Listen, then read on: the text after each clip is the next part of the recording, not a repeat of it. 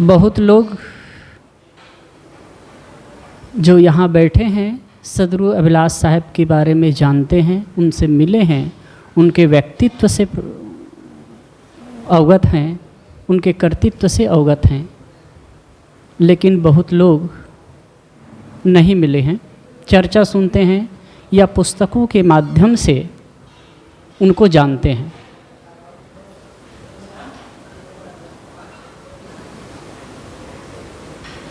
उनके बारे में बहुत सारी बातें हो गई, उस पर मैं नहीं जाऊंगा।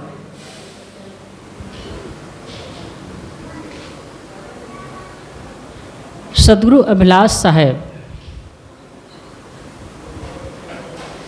जीवन को बड़े सरल ढंग से देखे, सरल ढंग से जीवन की व्याख्या किए। वैसे तो बहुत सारे एंगल हैं और बहुत सारे उनके साहित्य हैं, बहुत सारे विचार हैं, उन सब को कहा जाए इतना अवसर नहीं है।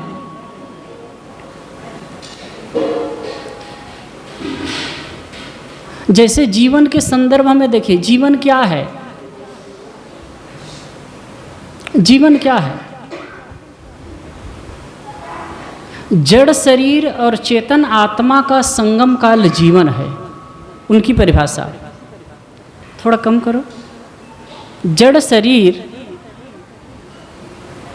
हेलो, जड़ शरीर और चेतन आत्मा का संगम काल जीवन है। न जड़ जीवन है और न चेतन जीवन है, दोनों का संगम, जड़ शरीर और चेतन आत्मा दोनों का संगम काल जीवन है। और इस जीवन को कैसे जीना है, कैसे सरलता और सहजता पूर्वक जीना है, इसके लिए बहुत सारे सूत्र दिए।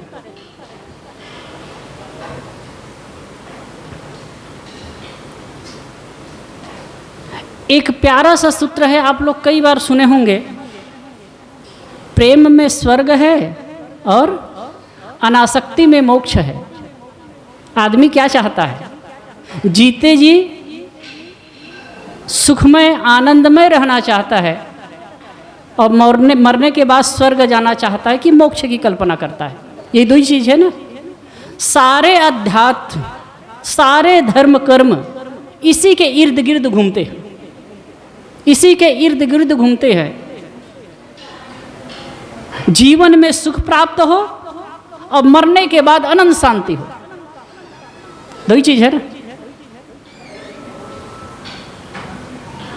अब होता क्या है कि मरने के बाद लोग स्वर्ग की कल्पना करते हैं, क्योंकि ऐसे पुराणों में लिखा हुआ है, ग्रंथों में लिखा हुआ है। सभी परंपराओं में अपने अपने ढंग से स्वर्ग की व्याख्या है। और कभी कभी तो अद्भुत लगता है, सबका अपना एक अलग ईश्वर है और सबका एक अपना स्वर्ग है। और वो अपने ईश्वर को कह दिए हैं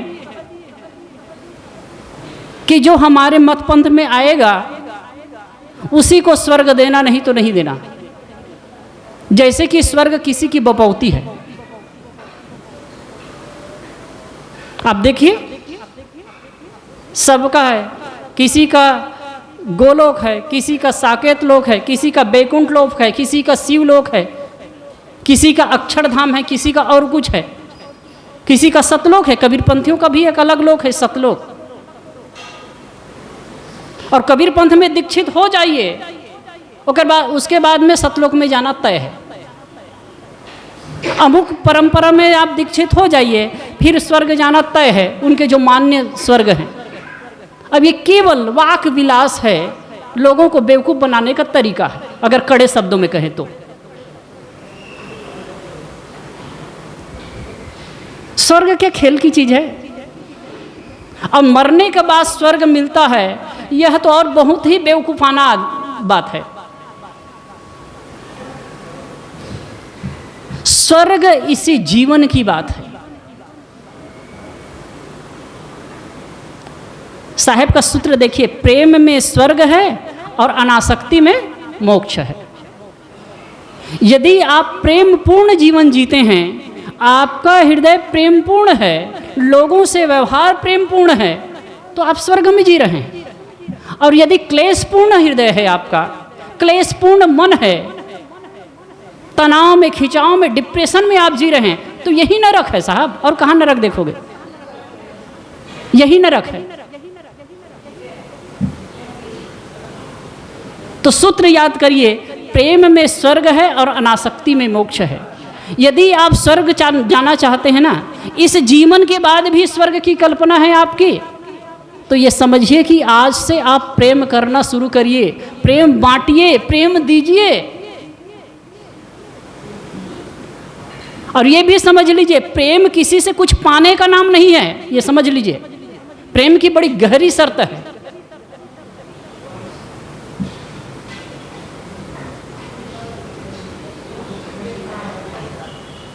यह घर तो है प्रेम का, खाला का घर ना है। एक जगह कबीर साखी में आया है, यह घर तो है प्रेम का, खाला का घर ना है, शीश उतारे भुई धरे तब बैठो घर माए। मौसी का घर नहीं है कि चले गए, कहीं शीश उतारे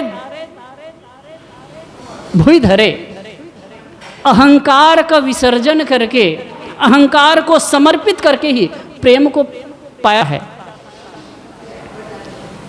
प्रेम का मतलब ये भी नहीं है हम किसी को सुख दें या किसी से सुख लें। मैं एक विचार पढ़ रहा था, इतना अच्छा लगा। प्रेम की व्याख्या यह नहीं है कि किसी को सुख देना या किसी से सुख लेना, यह तो व्यापार है साहब। और जो आप कहते हो ना प्रेम नहीं है, वो व्यापार है, धंधा है, बिजनेस है। प्रेम है, यदि आप किसी से प्रेम करते हैं ना, तो उसके लिए उसको उठाने का प्रयास करते हैं, उनके मुक्ति के लिए काम करते हैं।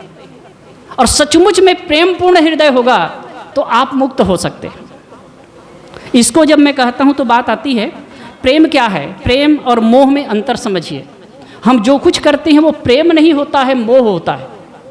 जब किसी व्यक्ति के प्रति मन में आकर्षण होता है, वह होता है मोह।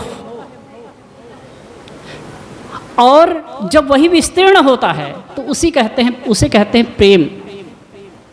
मतलब संकीर्ण मन की अभिव्यक्ति। मन जब संकीर्ण होता है, संकुचित होता है किसी व्यक्ति विशेष में, तो वह है मोह। और जब यह खुल जाता है और सबके प्रति होता है, सबके प्रति सद्भावना होती है, सबके प्रति अहोभाव होता है, वही होता है प्रेम।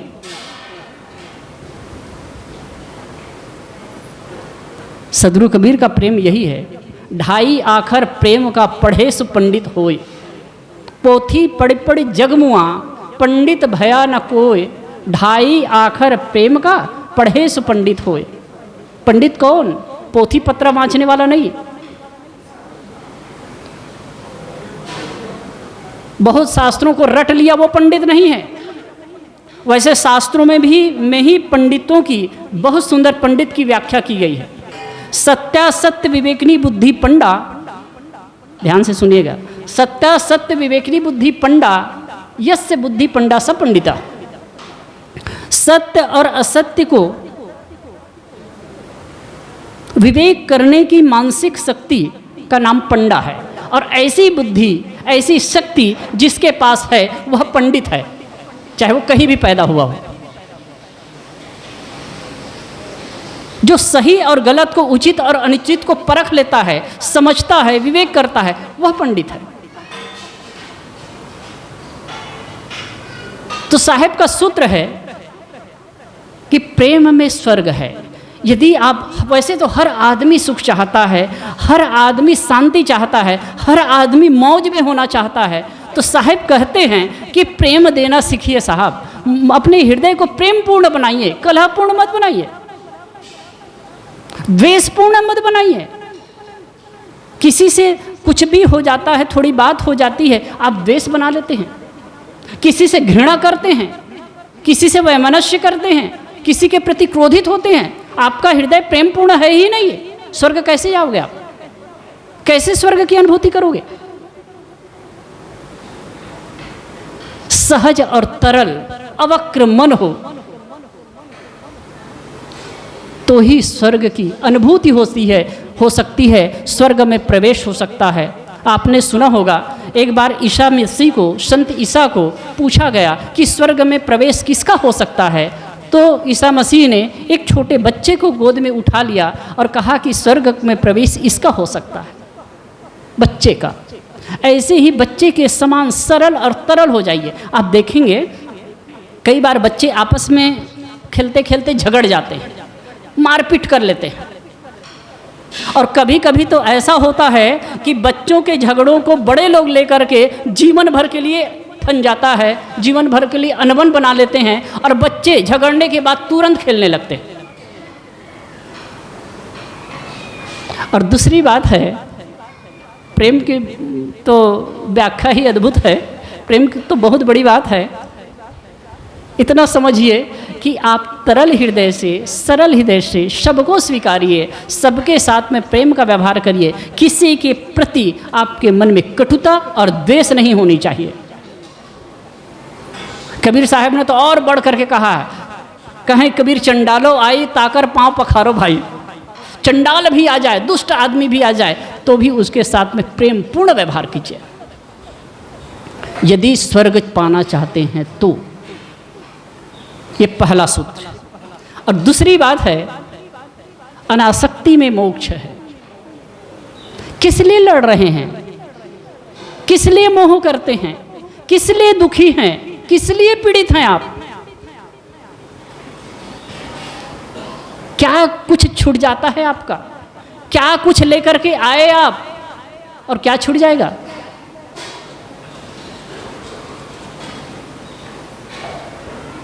एक घर में दो बच्चे थे, एक गुड़िया थी और एक गुड्डू था, लड़का। तो गुड़िया थी वो छोटी थी, 4 साल की, और वो लड़का था, बच्चा था, वो 6 साल का था। तो दोनों पलंग में खेल रहे थे और उनकी माँ खाना बना रही थी, भोजन पका रही थी, शाम के समय था, और दोनों बच्चे पलंग पर खेल रहे थे। कुछ समय में क्या हुआ कि बच्चों की रोने की, गुड़िया की रोने की आवाज़ आई। तो माँ खाना बनाते हुए वहीं से आवाज़ करती है, क्या बात है मुन्नी, क्यों रो रही हो? तो क्या देखो मम्मी, भैया मुझे चादर नहीं देता है, चादर अपना ही ओढ़ता है। तो क्या तुम लोग रे, माँ आती है, तुम लोग भी ऐसे करते हो, लो दूसरा चादर, अलग अलग रहो और बढ़िया से खेलो। गुड़िया को भी चादर दे दी, मुन्नी को भी चादर दे दिए, खेलने लगे। कुछ समय बाद फिर से बच्चों की रोने की आवाज़ आई। तो माँ खाना बनाते हुए वहीं से आवाज़ करती है, अब क्या हो गया, क्यों रो रही हो, क्यों रो रहे हो, क्यों झड़ रहे हो? तो वो बच्चा कहता है, लड़का था, वो कहता है, देखो ना मम्मी, मुन्नी है मुझे तकिया नहीं देती है, तकिया अपना लगा ली है। तो फिर माँ उठ करके आती है और कहे, तुम लोग रे इसके लिए लड़ते हो, फिर तकिया ला करके दे दी, कह कि अपना अपना तकिया लेकर के, अपना चादर लेकर के बढ़िया से रहो। फिर चली गई और भोजन बनाने लगी। भोजन बना करके जब आती है तो क्या हुआ, दोनों बच्चे सो गए थे अस्त व्यस्त, किसी का पैर इधर, किसी का सिर उधर, चादर कहीं अलग, तकिया कहीं अलग।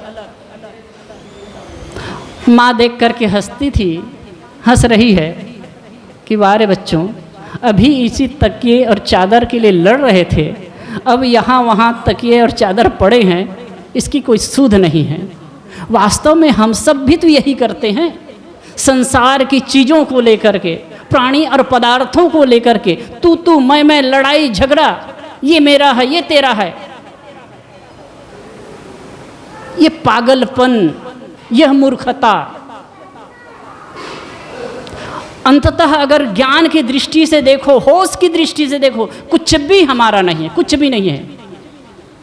जिस तन को हम आप अपना मानते हैं ना, जिसको हम अपना मानते वह भी तो मेरा नहीं है।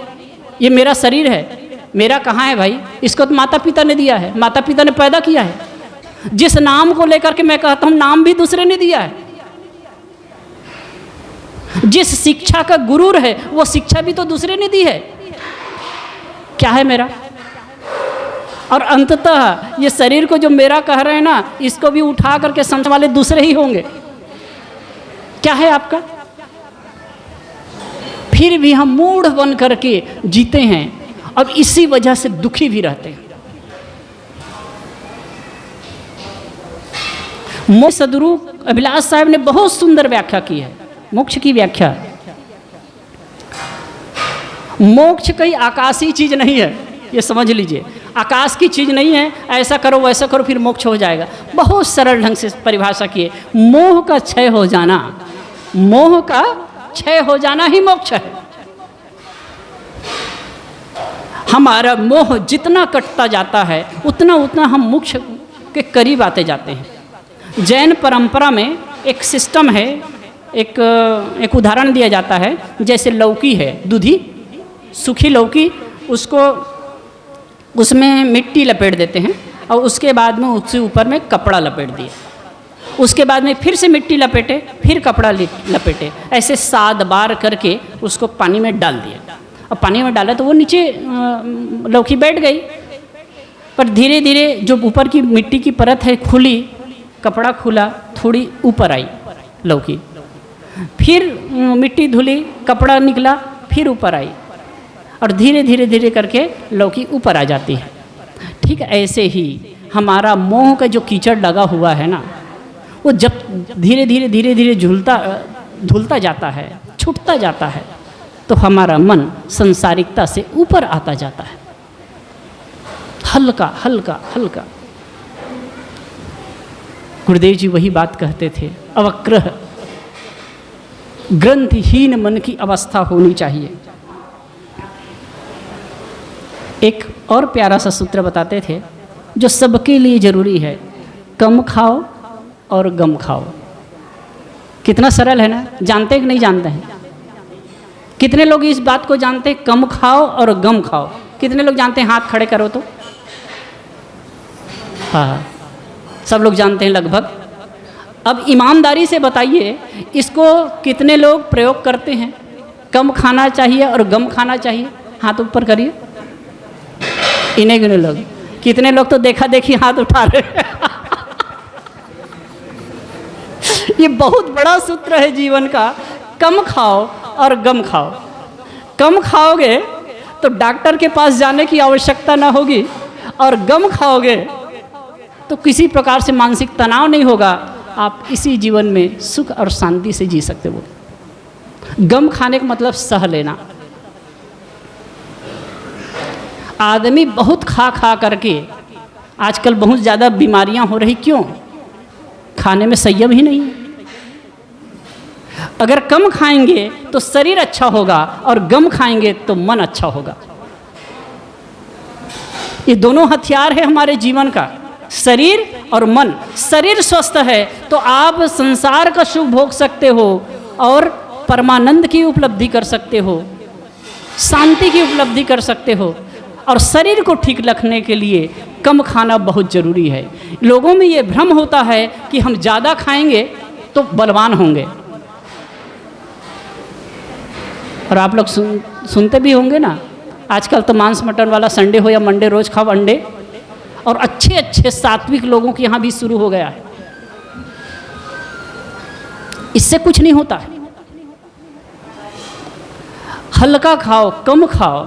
एक गुजराती महात्मा एक प्रवचन कर रहे थे, मैं सुना, बड़ा अच्छा लगा। एक गरीब मानस है जो मजदूरी करता है, लारी लेकर के चलता है, वो 60 और 70 वर्ष की अवस्था तक लारी खींचता है। ना उसका काड़ू दुखता है, हाथ दुखता है, ना पैर दुखता है, कुछ नहीं होता है। और खाता क्या है? रोटला और नमक, रोटला और मिठू। कभी कभार उनको सब्जी नसीब होती है, कभी कभार दाल नसीब होती है, नहीं तो ऐसे ही खा लेता है। उसके जीवन में, उसके शरीर में प्रोटीन विटामिन की कमी नहीं होती है। और एक आदमी है रात दिन अच्छी अच्छी चीज़ों को खा रहा है, प्रोटीन विटामिन की चीज़ों को खा रहा है, फिर भी 40 की अवस्था पार होती है, हाय हुस करना शुरू कर देता है। ब्लड प्रेशर है, शुगर है, डायबिटीज है,